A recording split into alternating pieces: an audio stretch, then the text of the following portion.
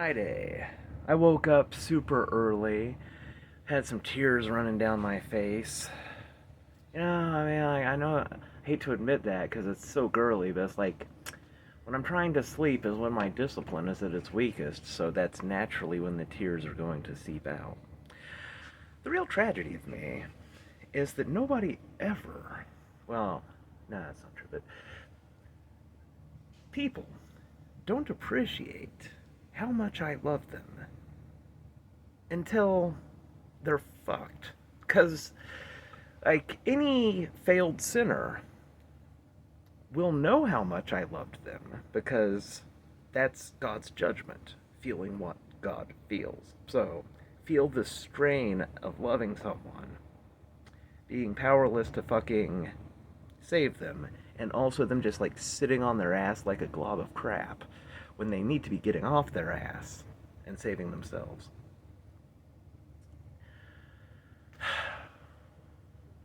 I mean, love, it is pain in this world, for sure.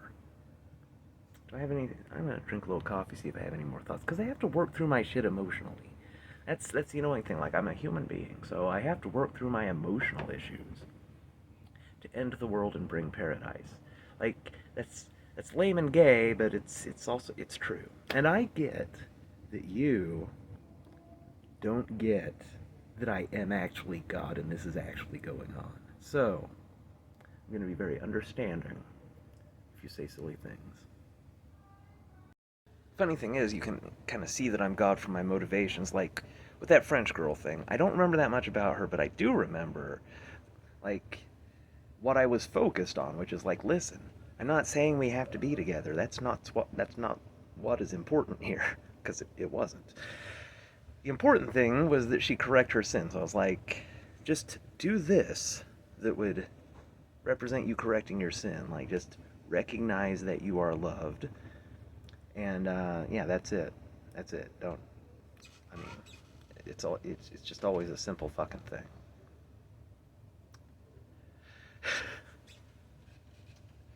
But that's the thing about these primary sin people. Yeah, sure, it seems simple to me, but it's like they have to essentially violate their prime directive. So I understand that that is more difficult than it seems from my perspective. Now, my sister, like I said, she kind of represents the biggest sin.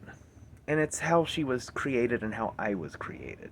Like, being born into the world from a virgin, in my physical form and letting that grow up, that's one thing. But to actually integrate me into a human body, it's sort of like twins with Arnold Schwarzenegger and Danny DeVito. I would be Arnold Schwarzenegger and my sister would be Danny DeVito. To produce a holy person, you have to produce a left person. Like the holy water and the left water. It's not exactly the same, but it's like the same basic principle. She's the biggest sin, but she's also like she has the greatest ontological density of any person other than me.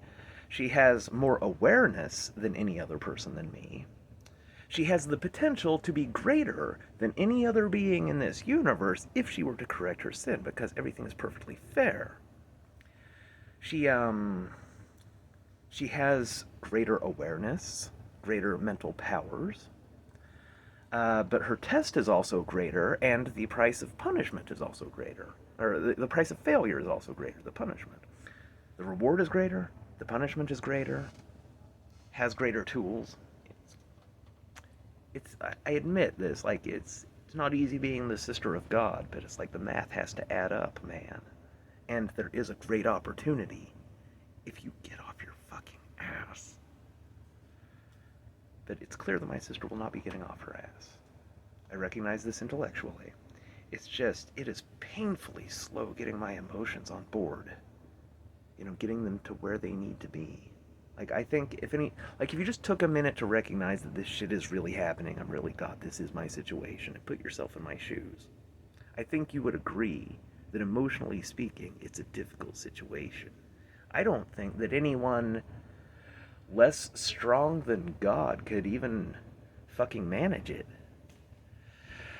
I guess that's why they pay me the big bucks. Not really. I don't get paid for my universe creation. You're welcome.